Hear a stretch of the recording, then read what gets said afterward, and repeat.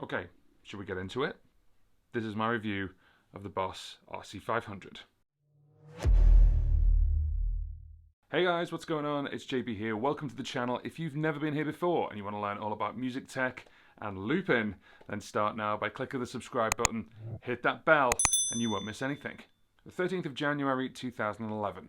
Not a very memorable date for most, but it is for Boss. They brought out two pedals, the RC3 and this, the RC30.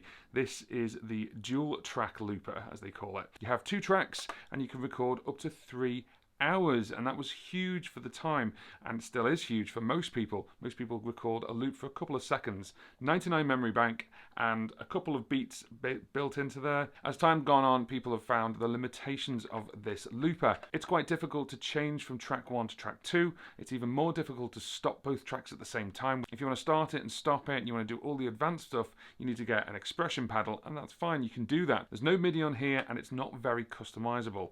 The loop effects that are on there, I never used them. Speed forward to 2020. Bit of a weird year.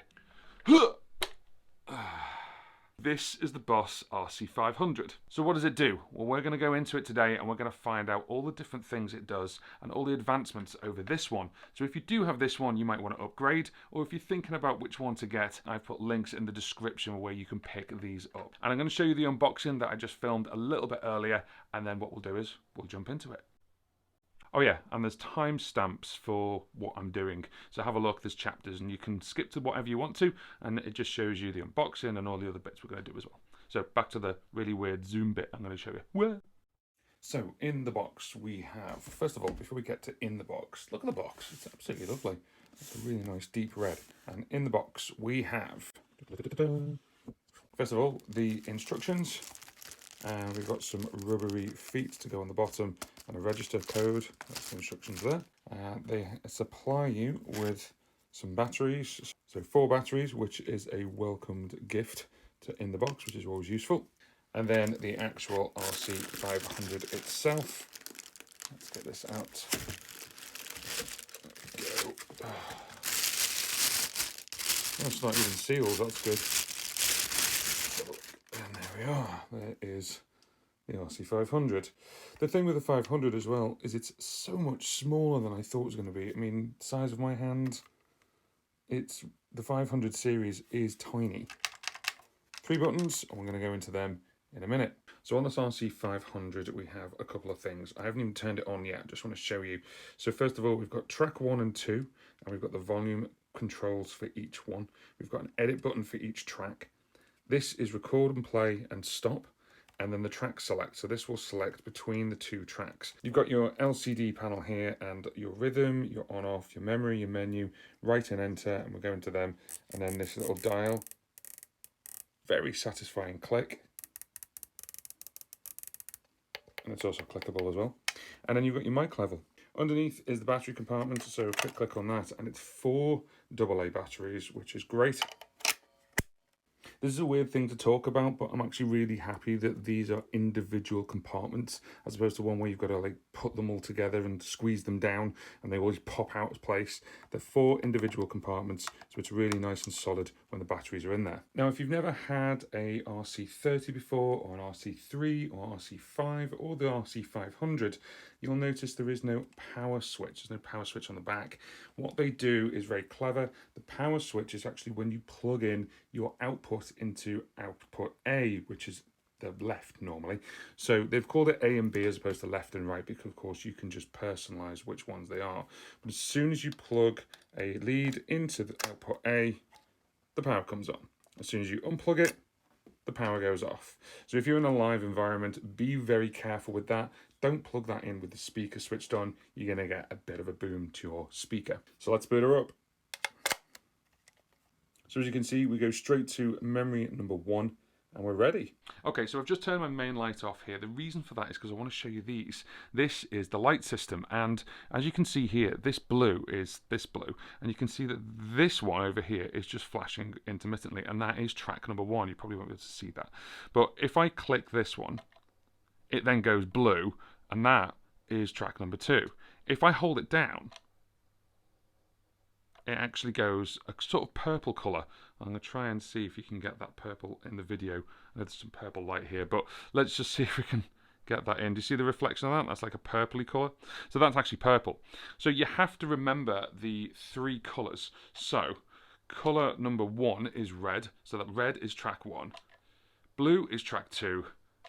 And then purple is both tracks together. Now, it does give you that indication. You can see they're both flashing there, but if you're in a gig in a live environment, you're very quickly going to know what color that is, more than just waiting for that to flash. So if you can just keep that in your head, that red is 1 and blue is 2 and purple is both tracks together, that's really going to help you for your speed when you're performing. 13, I haven't even got enough of my fingers.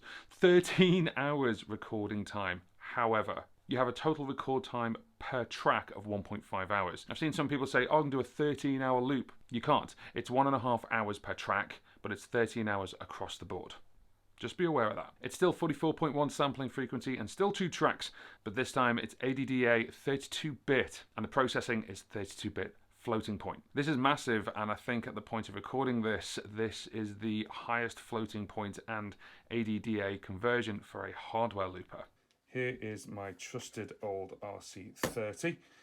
Where you've got your mic input hasn't really changed. You've got your rhythm output here, but then that's all changed because it's all internal now. You've got these 2 huge buttons, and they are huge, and that's one thing that was really good about the RC-30 and is still good about the RC-30, is you're not really going to miss which button to press, but the track select is 2 seconds, whereas that is instant. You got your record, play, and you've got your stop, whereas that was stop, record, play there. But then this is basically the equivalent of holding this down. You still got your 2 faders here, and you've also got your loop effects here, whereas all the loop effects are now internal, and you can control them either by reassigning any of these or having an external foot pedal. So let's have a quick look at the size. I'm really surprised how they've managed to squeeze all this in. It is a little bit smaller. Just put this so they're both at the bottom. There we go. So you can see the top of the RC-30 there, just underneath the RC-500. And then if we move around to the back, let's have a look at these 2 together. So we've got the mic ins. Now, the one thing we are missing on the RC-500 is the aux in, which was an additional way in. So you could actually plug in things like maybe a MP3 player, or you could plug in a keyboard into the mini jack aux in. You'll notice as well, instead of saying left and right input and output, they now call it A and B, and that's because you can reassign them. Now, I have the Boss RC-30, which I now have the 500 because I bought it, and you would have seen a video which is called dual mono looping. So if you have an RC-30 and you want the microphone to just come out of one channel, it can't. If you plug it in the XLR, it actually is hardwired in so it comes out of both. Now, I did that video because of that reason. There's a way around it, and I'm going to put that in the cards as well. But this is the first time of the loop pedals from Boss that you can actually dictate the routing. This is huge because it depends on what you're doing. Now, I am a solo one-man band artist. I have 2 acoustic guitars and I have a microphone. Now, what I normally have to do is plug it into the left so it's mono and then change my guitar. What I can now do is I can plug the 2 guitars I have, one's in DadGad and one's in original tuning, just depending. I can plug them both in, one in what I would normally say is left and right, so I can plug it into A and B and actually route them both out at the same time equally as 2 mono tracks. It just saves a little bit of messing when you're on stage, but also it means you can route the microphone as well. So maybe you want to route the microphone and the microphone looping to just output A, and then you want to actually route the guitar and the guitar looping to output B, and you're going to send it out to a mixer so you can actually properly mix that. This is really, really big, I think, and it's a really welcome change from the 30s to the 500 and the 5. So I really, really like that. There is no Midi on the RC-30, but there is a foot switch and there is USB to control it, but then obviously the Midi in-out, which is TRS, which is a new thing. And of course, we've got the DC in as well. Just a quick thing for the back of the RC-30. This is what I was talking about before, where you've got these channels for putting in the 6 AA batteries, and then sometimes they sort of bounce out and you've got to push them down and have that battle with the lid to make sure they hold down, whereas these are 4 AA batteries where you've got basically their own individual compartments. I really like this. I know it's just a weird thing to say that I really like of a feature of a new product, but it's really welcomed. Certainly when your batteries are run out and you're in a gig, maybe you're just on the second half of your gig, you need to put the batteries in, you don't want to be fiddling around with trying to make sure they all push down properly. So this has gone from 6 to 4. So at the end of the day, it's going to save you time and it's going to save you some money as well. One thing I do like about the RC30 over the RC500, apart from missing the OGS input, is actually the feet. If you have a look at this, it's got these sort of gripped sole feet that are just all the way across here. And this is really nice, and you don't have that on this one. It's mainly because Boss know that a lot of people put these onto pedal boards, so this is really great if you're busking, if you're just taking it out and you're just using this one pedal. It's really, really useful. It's nice, it's grippy, it stays on there. If I actually put this on the table here, it moves around. That one doesn't really move around very much, but you've got these little 4 pads that they give you, but it's nowhere near the same as the full treads that you get on the RC30. The pads, the actual switches, these of course are metal switches. These are metal as well, but they have this big rubber pad on, again like the rubber pad on the bottom. Other than that, of course, they are both metal and they are built like tanks. So I am expecting this to last a long time. And it just goes to show the advancements of manufacturing from when the RC30 came out, that this was red, although it does look pinkish, but this is really, really red.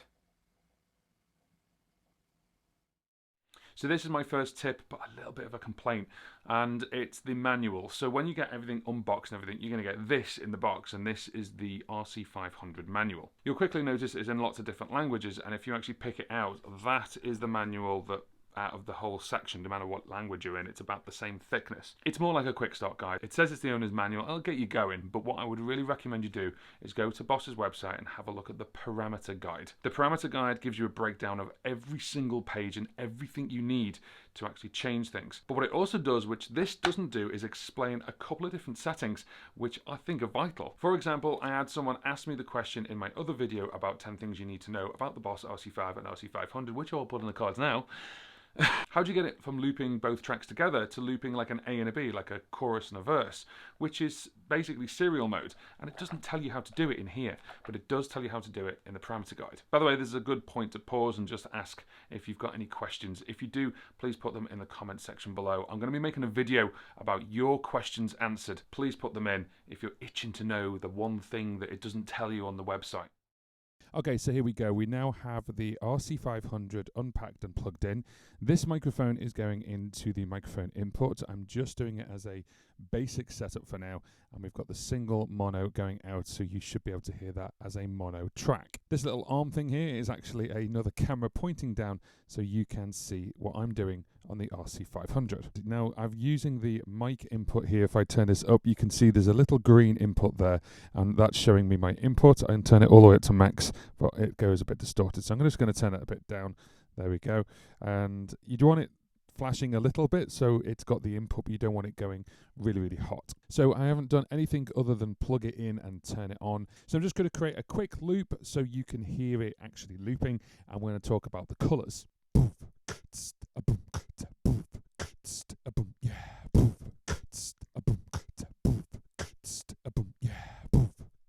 So that's our quick loop. I told you it was going to be quick.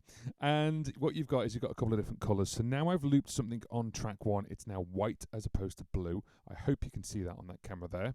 And you can see here these two are white because it's now associated with track 1. So the reason for the LEDs up here is because these two associate with the track that you're on. Let me give you an example. If I'm pressing record or play and I'm on track 1 and I go track select onto track 2, then you need to know what status track 1's in. Does that make sense? So if I go into play and we go track select, these are now all changed colour into blue, but that's playing because it's green. So now I'm going to create a second track on top of track 1 onto track 2, and it'll go red.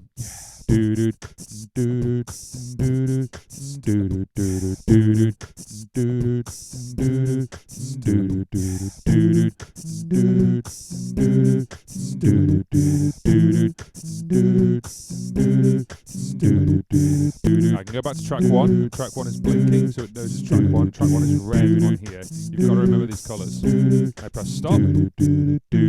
That's now white. That is now green, because track 2 is still playing. If we go back to track 2, the colours change again. Now see that's in green, so that's in green mode. And we can press that to stop. And that's it, it's stopped. Now, the other thing you can do is you can stop them both at the same time. The way to do that is you turn this to purple. Now, it might not show on the right colour on our top camera here, but I'm going to press play on both of them. And then what we're going to do is I'm going to show you how you can control both of them at the same time. So let's go back over to track 1. Let's press play. I'm going to go to track select as number 2. Let's press play on that. I'm just going to turn these down so you can hear me talking.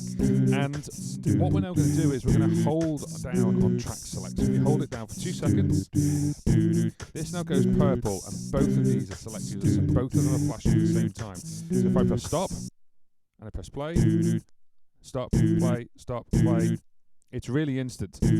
And it reminds me of the stop all start all on the RC-500, which is nice. So yes, you've just got to hold that down for 2 seconds and you can access that.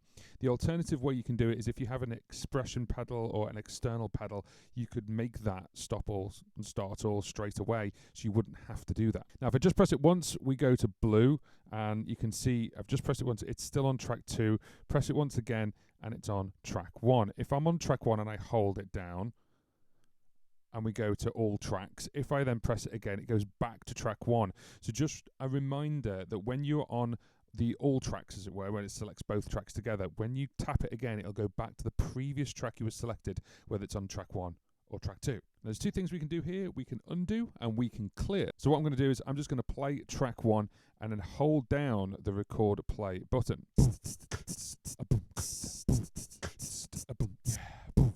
See the way that flashed? It just took away the last layer that I recorded.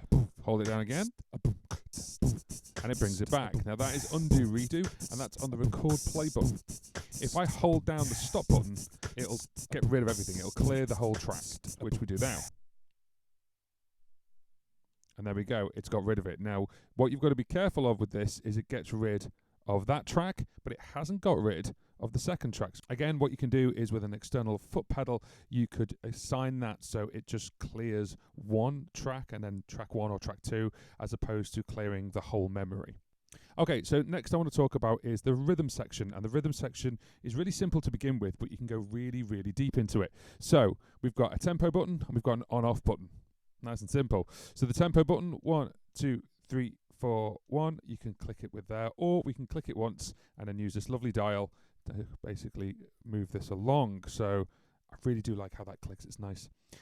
So we'll get that 100 BPM, and then you basically click here and then click on, and it's on. I can change the tempo. You can go up and down.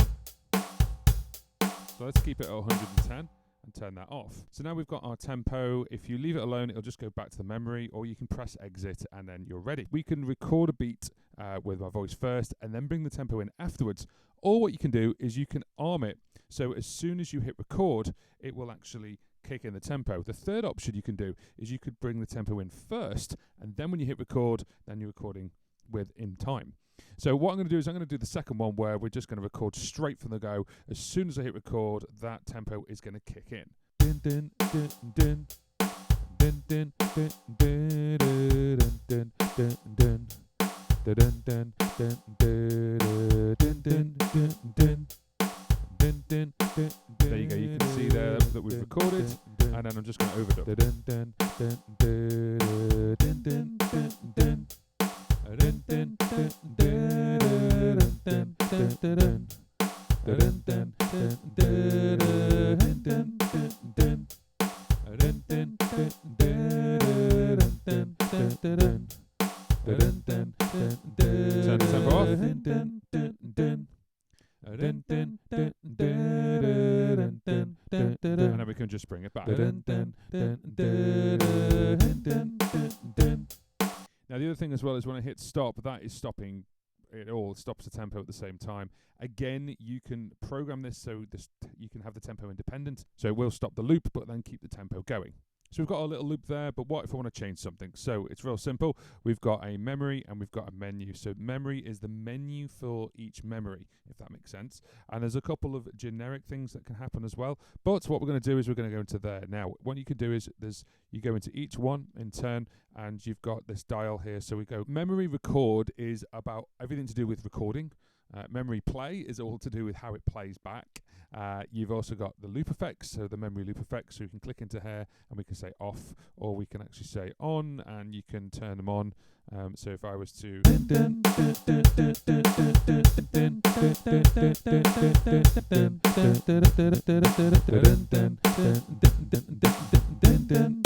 so you can do all that. Again, you can assign these to foot switches if you want to. Now, another tip for you is the loop effects. They are for the loops only. So they don't affect your instruments or your voice as you're singing or playing in. It just affects the loops. And the reverb effect is just for the rhythm part. The next one is rhythm. So if we go into there, we've got the volume of the rhythm. I've turned it down a little bit so you guys can hear me throughout this tutorial. And then you've also got the reverb. You've got the pattern. So at the moment we're on the simple beat one. And this is where the 57 different patterns are. So let's have a listen.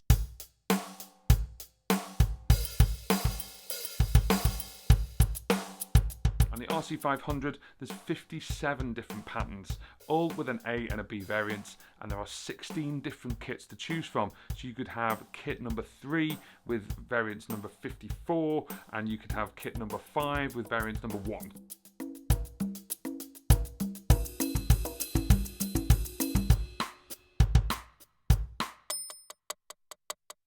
So as you can hear, there's quite a few there. I'm not going to go through all 57 of them, but you can go through that. And then you've also got variation A and B, so there's a variation for them. Maybe you've got one for the verse and one for the chorus. And then you've also got variation change. You can change by the measure or by the bar. The kit, so I'm on the studio kit right now, and there's a couple of different kits you can go through. There's a drum and bass kit, there's brush kits, there's jazz, rock, metal, all different kinds. The beat is 4/4 at the moment. Now, it can't change that because we've got something pre-recorded in, but if it was blank, you'd be able to change that over. So there's lots of different beats you can choose, and there's lots of variations. Now, we're still in just the rhythm section. If I press exit, we're going to go back out of rhythm, and we've got control. So control, this is where you can change these pedals, these 3 pedals, or if you've got external pedals as well. I'm going to come out of that. And then you've got assigning. You can assign different things. And finally, the name of the memory. And then what you do is when you've changed all that, you basically write it, so you enter it, and or you exit out of it. So if you enter into that, you can change the name. It's a really welcome change, that, certainly from the RC-30, when you just had numbers, and you just had to remember which number it was.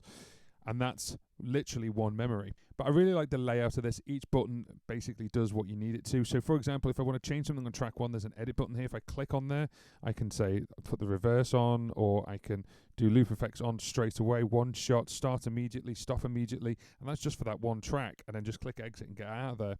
Or what I can do is if I want to play around with the input, so if I go input, there's phantom on and off, of course. So as I said to you before, it's not on the back, it's actually in the system. Mic in, it's going out to A and B. Instrument in is going out to A and B, and you can change all of this, which is great. And then once you need to get out of there, again, just exit out, and you're back at the beginning. Now, one thing I want to show you is how it plays back, and I want you to pay attention to this actual screen while it's playing back. I'm just going to create a quick loop just to show you.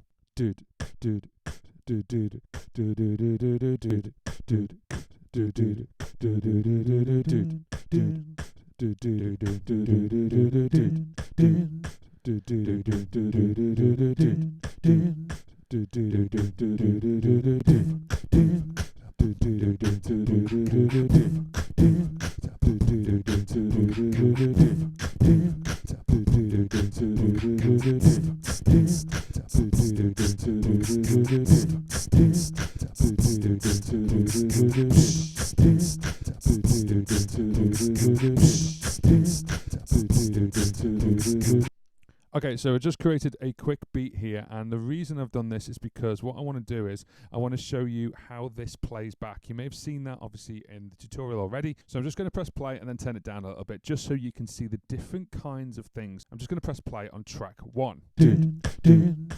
So let's just turn that down, just so you can hear what I'm doing, all right? So, basically, this is playing at the moment. So this is showing you the beat and the actual measure as well.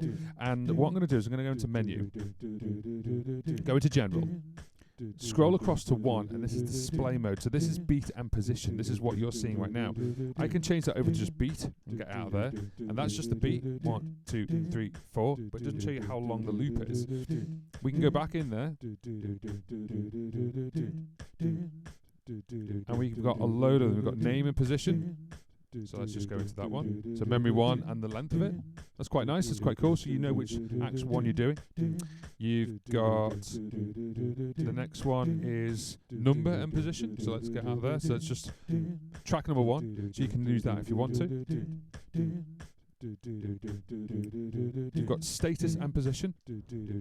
So we're in play mode. If I overdubbed on that, shows you the overdub. If I was to hit record on track 2, it would show me the record as well. So you got play, record, overdub. So if you really want to know what you're on and the lights aren't doing it for you, you could really have a display on there for that. Let's go over to the next one. We've got 2 track position. So let's have a look at that. So at the moment, track 1 is being played, but track 2 isn't. So if we go over to track 2,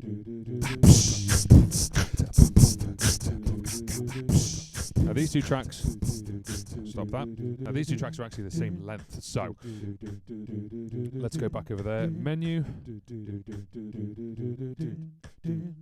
You've just got position and all the way through, as opposed to beat or beat and position. So there's loads of different options. Status, we're in play mode, as opposed to overdub or record.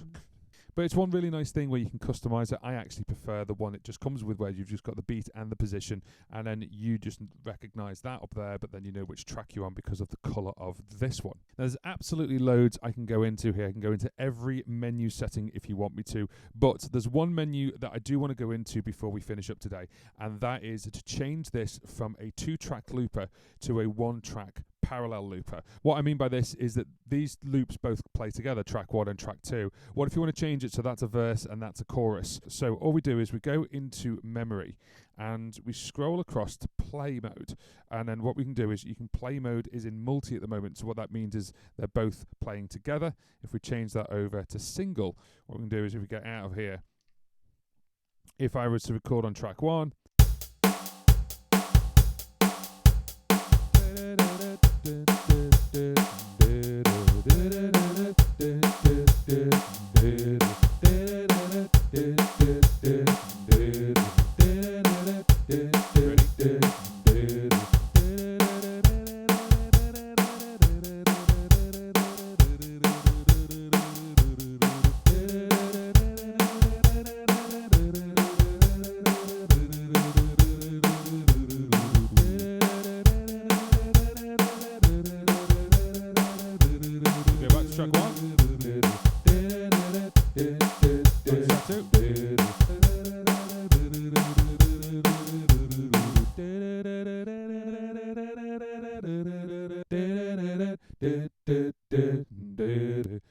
So that's how you do it. Now remember, all the settings that you can do on this is per memory.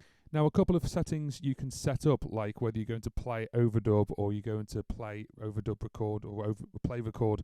All these different settings, you can set them either per memory or across the board. So it is as standard across the board, but you can change it to per memory. But just remember that, because then you're going to have to set up all your little preferences per memory. And if you change it from track to track, you're going to have to remember that.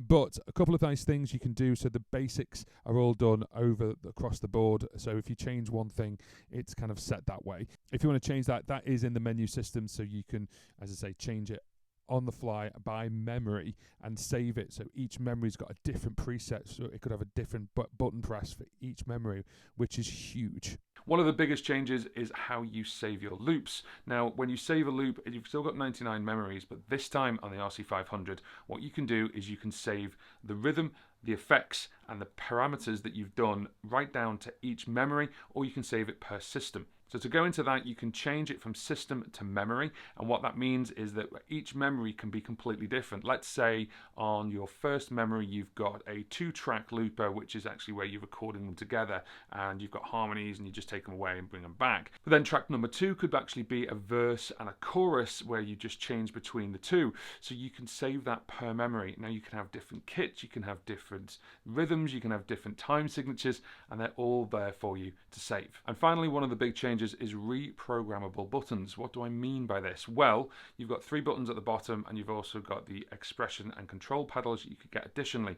You can reprogram them to be anything you want. So you've got a click, and you've also got a hold down, and you can say what that does. You can even say what that does for the whole system, or you could say what it does again per memory. Let's say you want to trigger one of the loop effects. You could hold it down just for that one song, whereas on a different song, you don't need that loop effect, so you don't actually need to change it at all. This is huge in the sense of customization, because then if you've got an external foot pedal or expression pedal, you could use that to maybe mute the microphone, so you don't need the microphone open while you're recording your guitar loops. Or you could have it to set the reverse on and off, or you could have it so it's instant undo or redo, or you could have a button where it's all start, all stop. This is really cool, and I like this a lot because it's, again, a welcome change, because it's something that's really limiting on the RC-30. So what do you think, guys? That's the Boss RC-500. I'm going to be doing a couple more videos, and I want your questions. I want you to ask me what this does, how it does it. I'm going to be doing some more questions answered videos and a little bit more technical stuff with Midi as well. If you like the content of this video, then please give it a thumbs up. It really helps me and it helps the channel grow. And if you do like this content, then it sends it out to more people so then they can watch it as well. If you've seen a couple of my videos and you've liked them a while, maybe consider subscribing to the channel. I do loads of different things for tutorials and also product reviews. If you want to support the channel a little bit further, you can do. You can buy me a coffee at buymeacoffee.com. All the links for picking up an RC-30 and RC-500, buymeacoffee.com, and all the bits we've talked about are in the description box below. Thank you very much for watching, and we'll see you on the next one.